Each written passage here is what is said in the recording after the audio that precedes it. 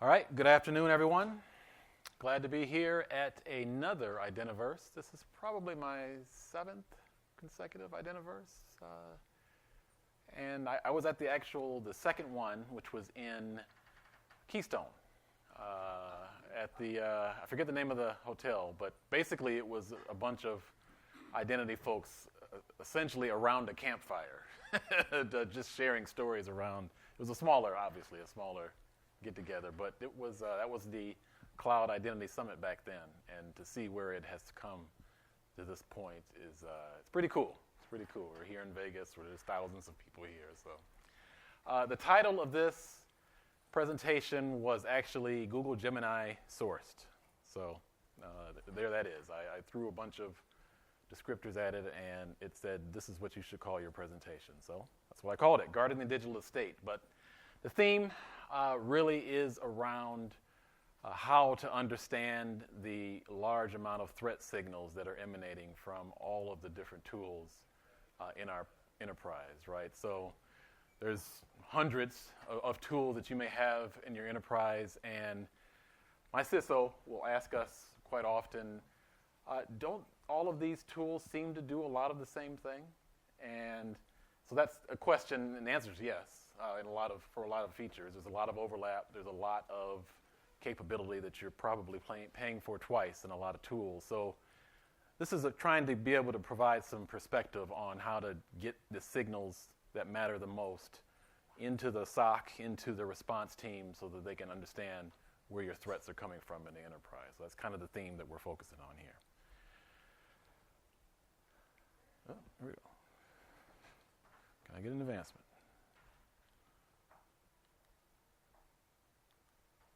And my manual. Okay. Okay, so about me. My name is Andrew Cameron. I am a senior technologist in the IT security organization at General Motors. My focus is identity and access management. I've been in identity for just about 20 years now. When I started in identity, and I tell this story all the time because it still sounds weird to say, but I was a part of the LDAP team, right? I was supporting the LDAP infrastructure in our enterprise, and we were trying to socialize and figure out how to get people to adopt single sign-on across the enterprise. So we've come a long way from those days, but today I focus on, if you were in my talk earlier with Razi from Microsoft, that was a B2C focused discussion. This talk is now more enterprise focused, right? So those are both sides of the fence that I am typically responsible for from a IAM perspective. So I work at GM. Pretty cool place to work when you consider where we are and what we're doing in trying to transform the transportation services industry, right? Trying to transform the automotive industry. We have taken the leap from focusing on internal combustion vehicles to focusing on EVs, right? And so, from a career perspective, being able to influence products at this level, to try to make them more secure is pretty cool. So whether it's influencing the software that shows up in our vehicles, working with those teams, whether it's working with our infrastructure teams in leveraging cloud to build all of the software that goes into our vehicles, or even working with the teams around our enterprise that are creating new businesses, right, and creating a business around energy. And so we have a new company called GM Energy that just sprouted up in the past 12 months, and it's all pretty cool to be involved and to be leading security technology for all of these initiatives, and it's overall pretty cool place to work, so I always have to throw that into my talks. Okay, so like I said, we're going to talk primarily around trying to get an understanding of identity threats, how they matter in the enterprise. I want to go into a bit on zero trust foundations. Kind of a core assumption is that your enterprise is on some type of a journey to enable zero trust practices in your enterprise. Obviously, it's not a product. It's a discipline. It's a behavior, and we'll get into that. I will talk about ITDR and kind of where that fits into the equation and understanding how to assess and respond to threats. I wanted to talk about also machine identity. I feel like that is a an area that has not gotten the attention that it deserves these days. If you go back, if you kind of just do a cursory look at the threats of the breaches recently, typically it's an exploited machine identity that was involved in that. And also I'll get into takeaways. So identity threats in the enterprise. So I believe this is a Microsoft source number, but this was in 2021. They were basically fielding 1,000 attacks every second, right? And so just take 2 years later, and that number jumped up to 4,000, right? And so, like I was saying, any breach can typically be tied back to an exploited identity. It can typically be tied back to a very poor practice around securing a credential for an identity. Identities that are stored in code repos, basically identities that have been stolen out of a token out of a browser. All of those attacks are identity attacks, right? And so tools, the modern tools at least, are able to source and generate signals to help identify when those types of attacks are occurring, right? So you should be able to identify and know when a password spray attack is happening, or if there is an impossible travel risk with a certain login. You should be able to get that signal and have it generated within your infrastructure and be able to identify and respond to that in your SOC. And so major theme, and what I'm talking about is for that all of those signals which are typically not recognized and not handled in the SOC today, that we want to bring these two organizations, these two disciplines together. We want the growing number of identity attacks to be recognized and processed and to be able to be part of how the SOC handles its business in an incident response, in a typical incident response that may have a lot of follow-on actions associated with it.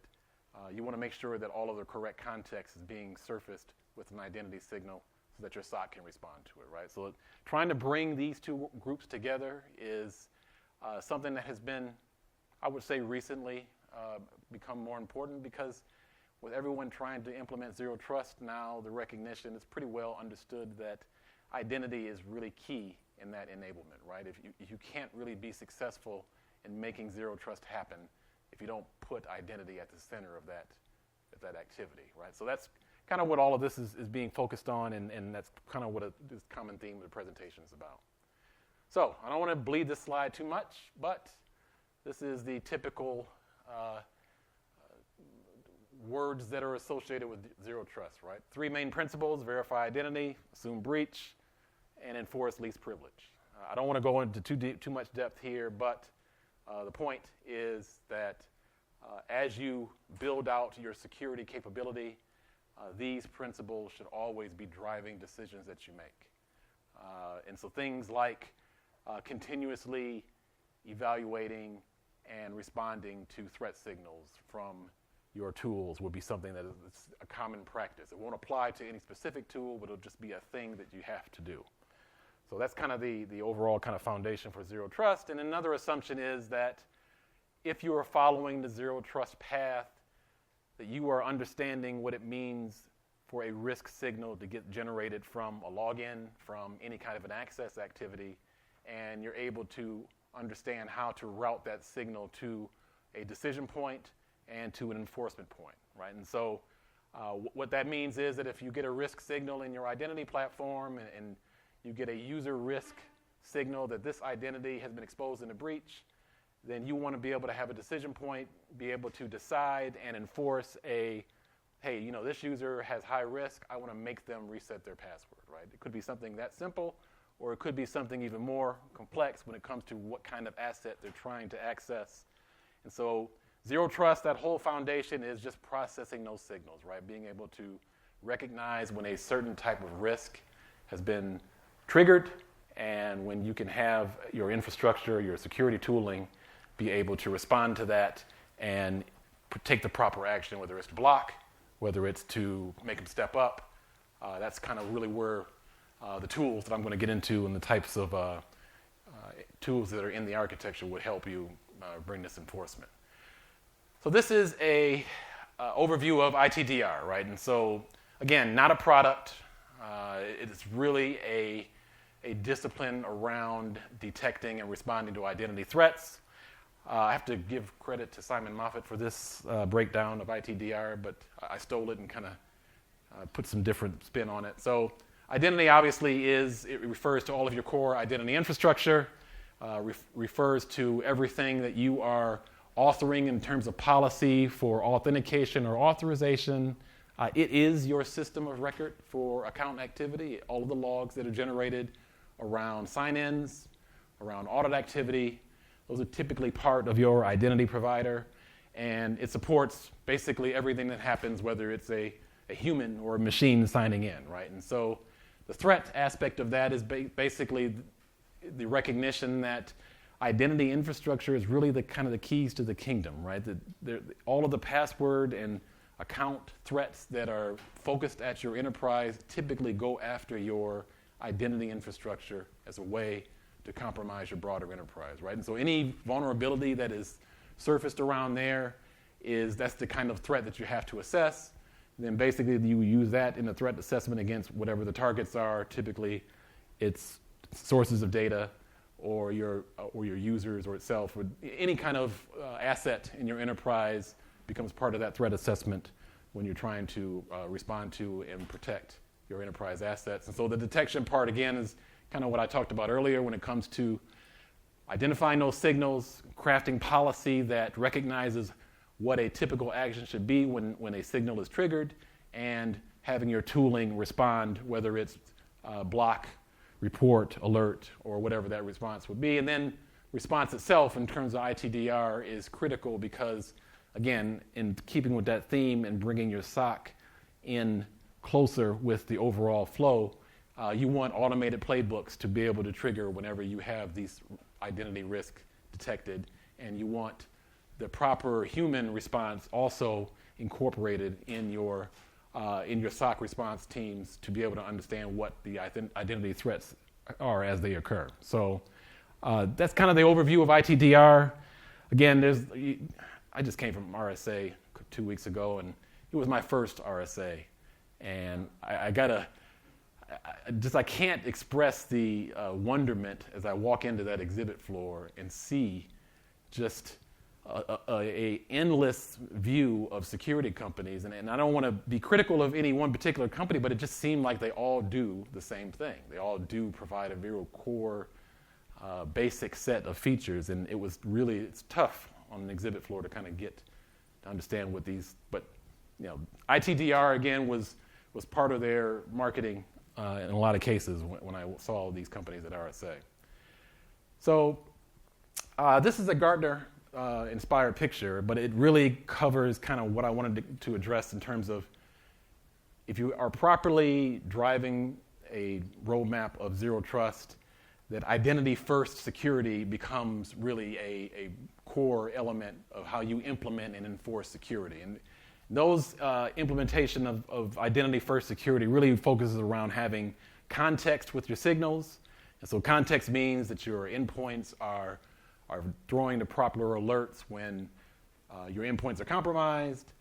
You're getting information like time and location when a login or an authorization occurs. And behaviors, you have machine learning that's actually doing all of the analysis of your behavior. So you're getting context around all of the identity signals that come in your interface. You have a consistent set of policies that are applied at all areas of the infrastructure, and you're getting a continuous assessment of those policies. And that's why one of my recommendations will be that really MFA is something that is now, you have to move past that, and you have to get into a continuous adaptive analysis of access. And that's really, it kind of moves you beyond the typical authentication and authorization. It's really, you're just continuously assessing access. And so that's kind of the identity first, the core elements of the identity first security model. Okay, I said I wanted to cover machine identity and why it was so important. Obviously, we know who the human identities are. We've got a lot of history on how to properly govern and secure them. Machine identities are something that is evolving more with our expansion into the cloud. And depending on who you ask, you could get a number of anywhere of 50 to 300 to 1 in terms of how many machine identities could be in your infrastructure that are and may or may not be managed. They may not have life cycles associated with them, and so they have to be part of your threat detection and assessment in your overall security plan, right? The machine identities are typically the kind of the low-hanging fruit for attackers when they try to exploit your enterprise and your infrastructure. They will go after machine identities because they typically have too much privilege. They typically have credentials that can be easily exploited. If you go back to any of the major breaches, typically it's a machine identity credential that was used. The most recent one with Microsoft is an example where a non-production identity was exploited and used to escalate into production infrastructure. So it's really of paramount importance that machine identity gets incorporated in your overall security plan. And so in doing that, there's a life cycle associated with it. And so I wanted to cover and address, I don't want to dive too deep into an identity management life cycle, but with machine identities, they have all of those same trigger points in terms of how you should manage them. You have a common provisioning request service that addresses creating them. You're assigning credentials to them if they're needed, and you're also rotating those credentials on some periodic basis so that they're not just hanging out in your infrastructure with credentials that are years old, right? You want to keep them in some form of a regular rotation so that you don't have stale identities out there. And you also need to have monitoring on them so that when they're provisioned and when they're enabled in your infrastructure, you know which ones are stale, you know which ones haven't been logged into in 6 or 8 months, because those can then be retired, right? Those can be retired, and someone who wants to use them will have to speak up and say, hey, I need that for whatever purpose, but they need to be monitored so they're not just hanging out there forever.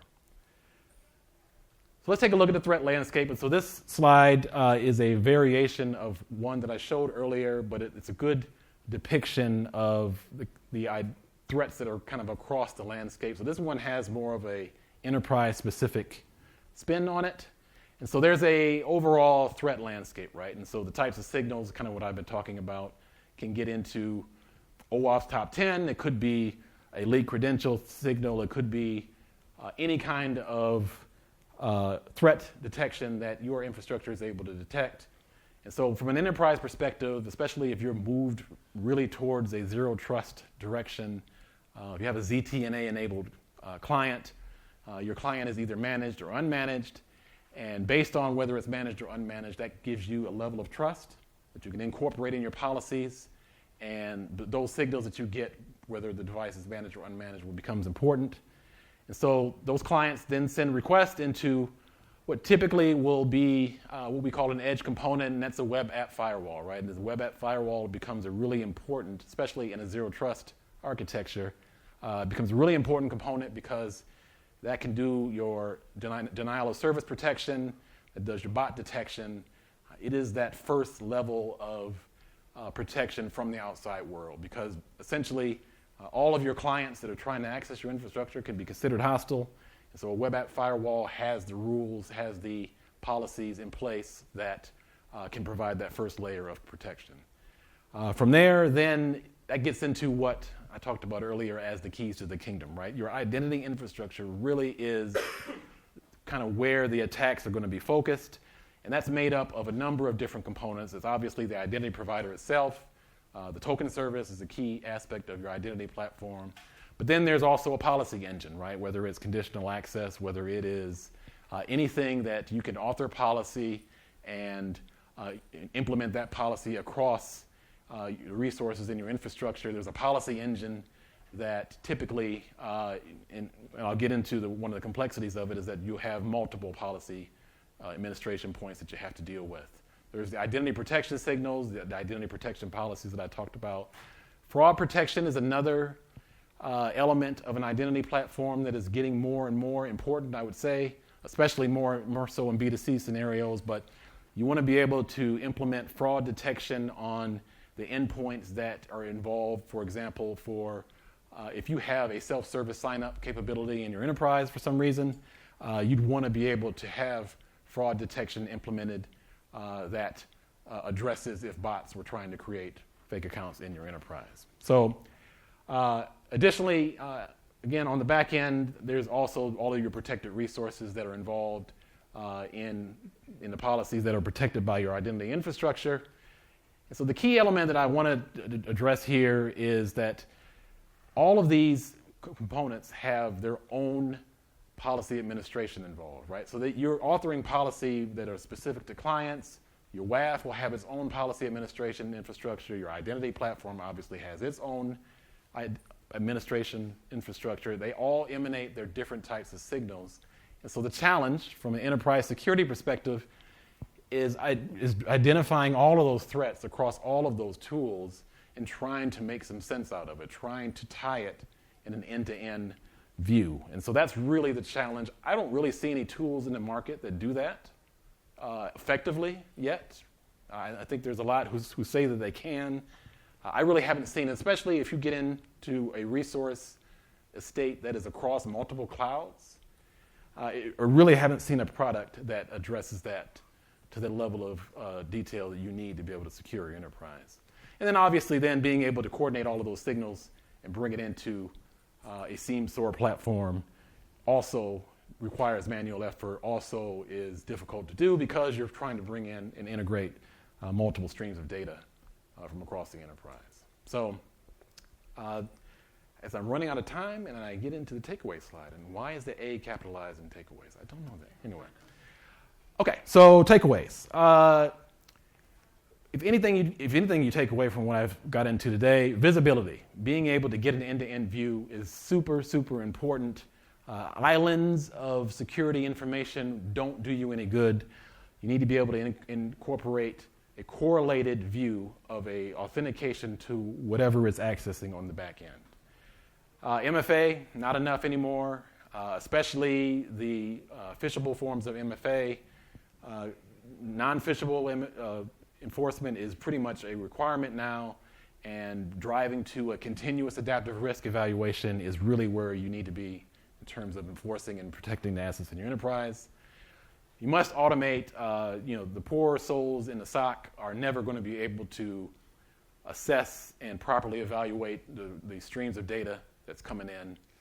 They absolutely have to have automation at every point in the process, and it's highly recommended that you automate. And again, like I mentioned, there is not one tool that addresses all of this yet, right? The recognition, I think, is there, but I think if you check with the analysts and what the market is saying at this point, there's probably still a gap in my estimation, and so hopefully you'll start to see tools that can actually bridge across all of these dimensions. And let's not forget machine identities. Also ever important, and they basically they emanate risk just like regular users do, so you need to be able to identify them and put the proper governance around them. So for the first time like ever, I can't say that I'm done without the last bullet. Make sure that your SOC is properly plugged in to all of the identity signals and all of the signaling that I talked about, because they are then your response team. They are the team that can be made aware and take the proper response for all of the identity signals that are coming from your infrastructure. So I'm done with 1 minute to spare. So I can't finish a talk without a Marvel reference, and I'm really excited about this movie. So I'm very much looking forward to it, and I think people are kind of skeptical, but I believe that we're going to be really good. So I look forward to going to see it. And that's it. Or X-Men 97? X-Men 97 is good. Is like much better than I expected. It's the best Marvel since 2001. I can't disagree with that. I cannot disagree with it. That's it. Thank you.